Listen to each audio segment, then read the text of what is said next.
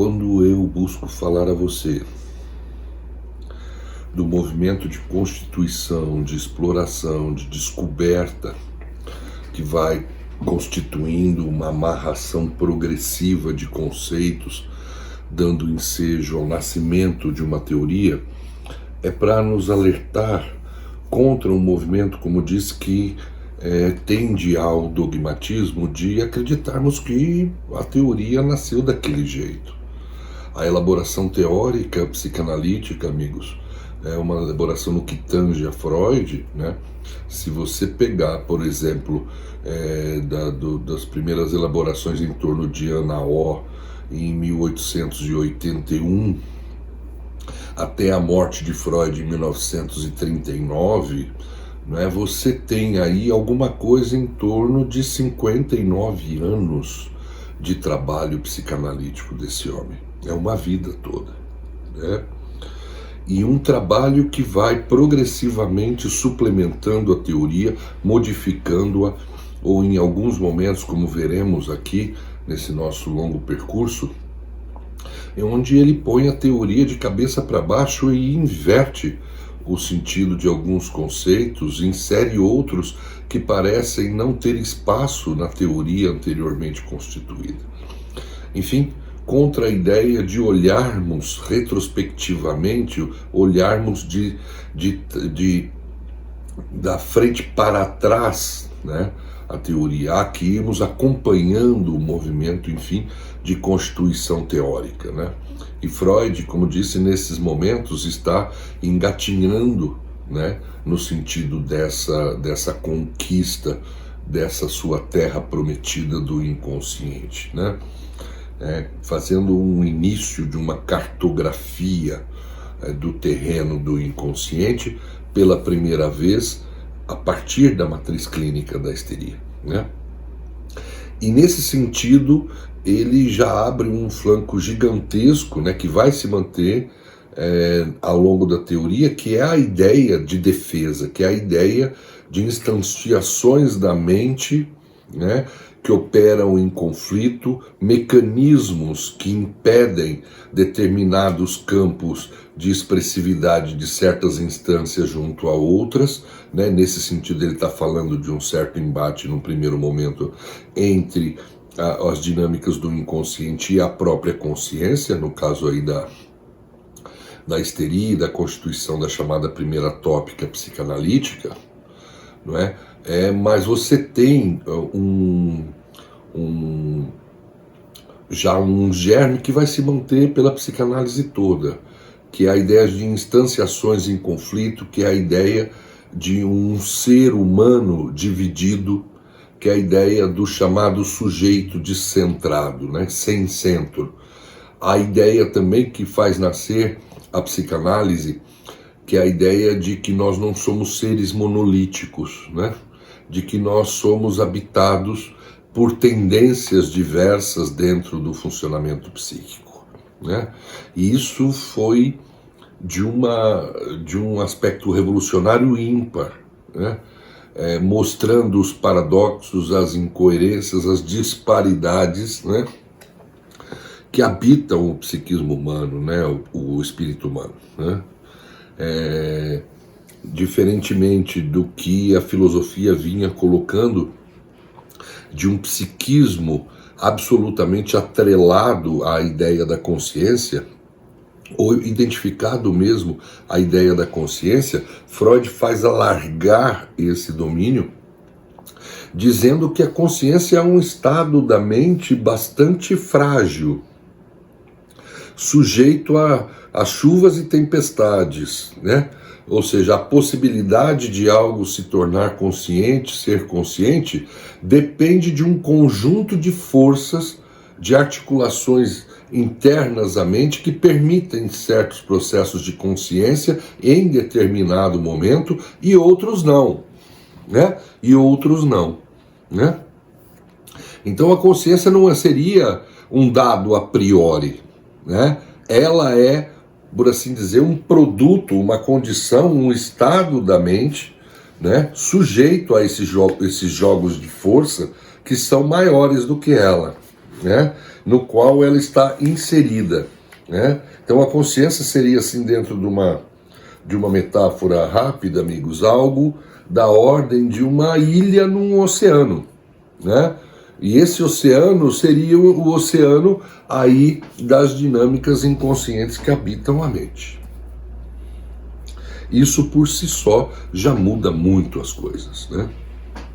Agora vocês imaginem, né, em termos culturais da época, de uma ciência positivista, de uma filosofia que equalizava o psiquismo, a atividade da consciência, de um homem como detentor, né, único e privilegiado da chamada racionalidade ou da razão com R maiúsculo, né, colocar que o eu, né, colocar que a consciência, né, não é algo que tem o domínio sobre si mesmo, né, no sentido amplo da palavra, vocês imaginem o impacto que essas ideias tiveram, né, frente a uma certa imagem narcísica dos sujeitos à época e até hoje, por que não dizer, de que nós não somos senhores da nossa própria casa, de que existem processos que nos sobredeterminam, porque todos os pensamentos, atos, gestos, todos os processos da mente humana são, né, sobredeterminados pela atividade inconsciente, que em muito ultrapassa as condições da consciência de poder prevê-los, de poder autorizá-los, de poder mapeá-los. Então imaginem a grandeza dessa descoberta e o quanto ela tocou narcisicamente as pessoas frente a essas novas ideias, né? Freud se colocava como aquele que ofereceu a terceira ferida narcísica à humanidade, né? A primeira teria sido Copérnico, quando ele muda a ideia do sistema geocêntrico, não é, para o sistema heliocêntrico, ou seja, não é mais a Terra, o Sol que gira em torno da Terra, né, mas a Terra é que gira em torno do Sol. O que já teria causado um estardalhaço, por assim dizer, em termos narcísicos no sujeito humano. O segundo é que nós não seríamos algo à parte do conjunto geral dos desenvolvimentos complexos da natureza, oferecido pela imagem de Darwin, principalmente a partir do seu livro A Origem das Espécies, de 1859, quando Freud tinha apenas 3 anos de idade, onde ele vai dizer que o ser humano faz parte de um processo complexíssimo em torno das ideias de seleção natural, de adaptação dos mais aptos, a sobrevivência dos mais aptos, dentre outras coisas. Ou seja, nós não teríamos um lugar qualitativamente absolutamente à parte e extemporâneo a processos que regem o conjunto da natureza, né? E fundamentalmente, dadas as concepções religiosas em torno do tema, fundamentalmente o homem não teria sido criado à imagem e semelhança de Deus, né? Imaginem o tamanho da ferida disso naquele ambiente cultural onde Freud falava, e até hoje. E a terceira ferida narcísica, de modo bem imodesto, teria sido aplicada à humanidade por ele próprio, né? Sigmund Freud teria, com a ideia de inconsciente, nos dito que o eu não é dono da sua própria casa, que a consciência nem de longe pode ser identificada à atividade psíquica como um todo, e que, mais ainda, a consciência é um estado frágil que depende de um jogo de forças que em muito a ultrapassa e que a atravessa, que é o inconsciente. Então vocês vejam a magnitude da situação e como isso revirou as concepções a respeito do humano, né? Essa absolutamente nova imagem do humano que Freud passa a nos oferecer através da constituição teórica da psicanálise, né? Que homem é esse que nasce a partir da psicanálise? Esse homem dividido, esse homem conflituado, esse homem habitado por forças que ele desconhece, mas que o atravessam e o codeterminam, né? Isso não é nada pequeno, e veio corresponder às ambições amplas de Freud, desde os inícios, quando ele engatinhava, desde quando encontrou Ana O no final de 1880, ainda na universidade, e que foi a sua primeira situação de aproximação clínica da histeria e o primeiro dos casos clínicos abordados dentre os 5 nos estudos sobre a histeria. Ana O, também conhecida como Berta Pappenheim, seu nome verdadeiro, que se tornou uma ativista pelos direitos civis das mulheres, uma sufragista. Berta sofria de uma série de sintomas, né? E estava no momento do seu tratamento com Breuer bastante complicado para Breuer, né? Breuer, absolutamente instigado pela mulher, Mathilde, que, para vocês verem a importância de Breuer na vida de Freud à época, Mathilde, esposa de Breuer, foi esse nome que Freud deu à sua primeira filha, que ele teve com Martha Bernays, que foi Mathilde Freud, filha mais velha, nascida em 1887, né? Alguns anos depois, portanto, do encontro com Ana O, e um pouco antes do livro Os Estudos sobre a Histeria, né? Para vocês verem a consideração e a amizade e o valor que ele dava a Breuer, né? E a esposa de Breuer estava incomodada dentro daquela dinâmica do tratamento, porque acreditava que havia uma situação afetiva ali acontecendo, principalmente da paciente com relação ao seu marido. E isso foi uma das coisas também que definem bem o caráter de Freud, né, e a sua coragem.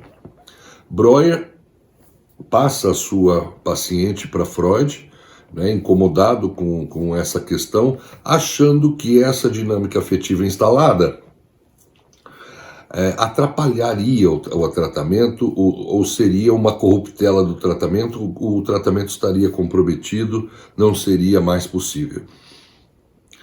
Freud não, nesse momento, ainda vai teorizar isso, vai demorar alguns anos, mas Freud vai perceber, quando assume essa situação, ele vai perceber, né, o quanto aquilo que no olhar de Breuer parecia algo que atrapalharia o tratamento, se constituiria para Freud, ao longo de anos de abordagem teórica, no que ele chamará os campos transferenciais ou processo de transferência, que Freud sentia como o âmago, o ômega do tratamento, o centro do tratamento psicanalítico, que o especifica e o define, enquanto prática clínica entre um analista e um analisando.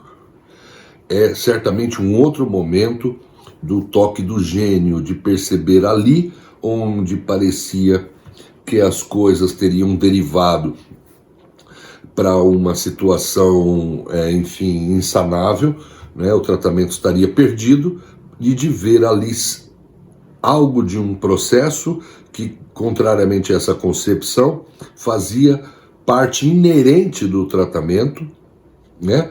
E que mais constituiria uma possibilidade de uma efetiva intervenção psíquica sobre aquele sofrimento psíquico da paciente, que ele vai denominar posteriormente de processo de transferência, né?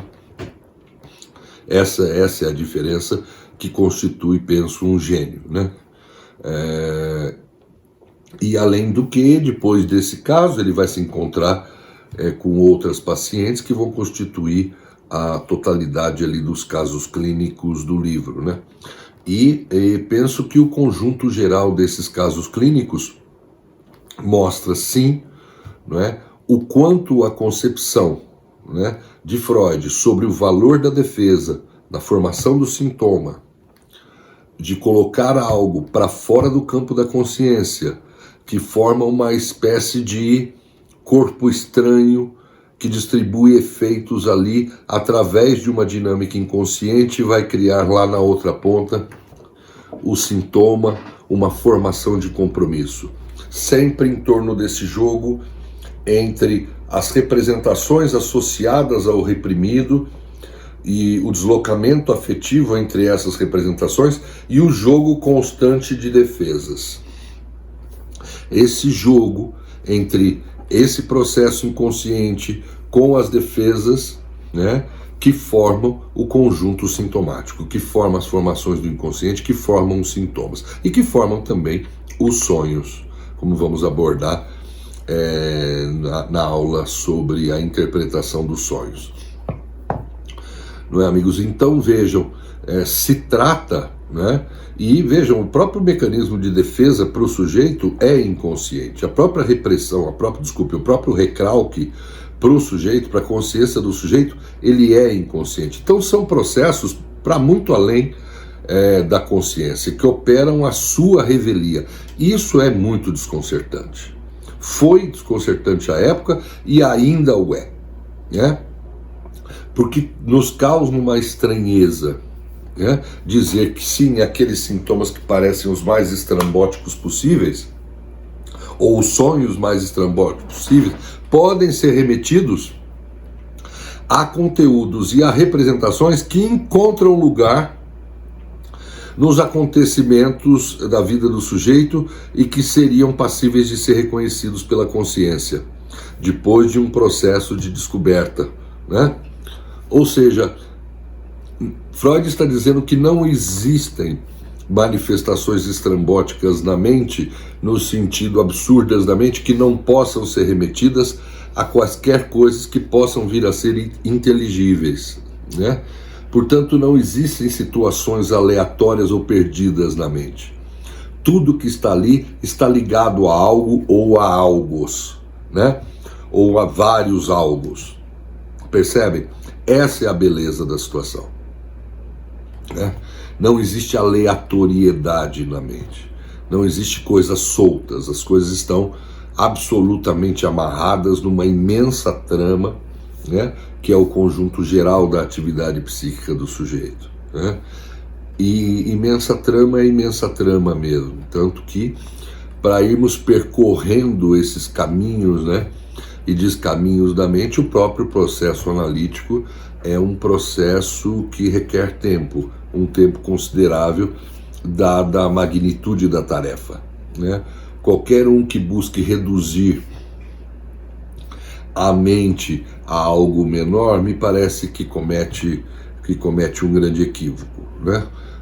A atividade psíquica, conforme vamos entrando na relação com o paciente, com o analisando, nós vemos a grandeza das articulações, das lembranças entre si, da formação de sintomas, o quanto eles estão ligados a isso e por que caminhos inconscientes estão. A beleza disso é imensa e Freud pôde nos legar esse tesouro de concepções sobre a vida psíquica, né? Isso é de uma imensidão, né? A obra freudiana como um todo, né, continua a nos intrigar, tão fresca como se estivéssemos vivos e a tivéssemos lido a época em que foi publicada, né? É isso que me parece fundamental, a sutileza, a grandeza, a sofisticação do conjunto teórico da psicanálise, que no meu entender até hoje não foi suplantado, né? Enquanto oferecedora de uma imagem da grandeza do sujeito humano, né? Isso certamente não foi suplantado por nada ainda, né? Se vier a ser, não sei, provavelmente eu não estarei vivo para ver, né? Mas eu não teria o menor problema de, se ela vier a ser superada por algo melhor, de abandoná-la. Eu a amo porque eu a acho humanamente útil. Se ela não for humanamente útil para pensar o humano e para intervir sobre o mal-estar humano, as nossas misérias, as nossas neuroses, as nossas inibições, as nossas psicoses, enfim, tudo aquilo que a atividade psíquica é capaz de produzir, eu também não estaria aqui falando aqui com os amigos. né, porque não veria maior valor nela, mas não é o caso. Acho que até hoje ela é o dispositivo humano que pensou as questões do psiquismo de forma mais sofisticada e aprofundada, né? E nesse sentido, não sendo missionário dela, eu não teria problema em abandoná-la caso não fosse assim, né? Mas até hoje me parece que não foi suplantada. Então eu convido você então nos nossos muitos encontros aqui, em todos os textos freudianos, a que você também fique intrigado com isso que a psicanálise aponta sobre nós e nosso funcionamento psíquico. Tá bem? Acho que isso é o fundamental de termos em mente e que parte aí da situação das descobertas que foram começando a ser postas nos estudos sobre a histeria.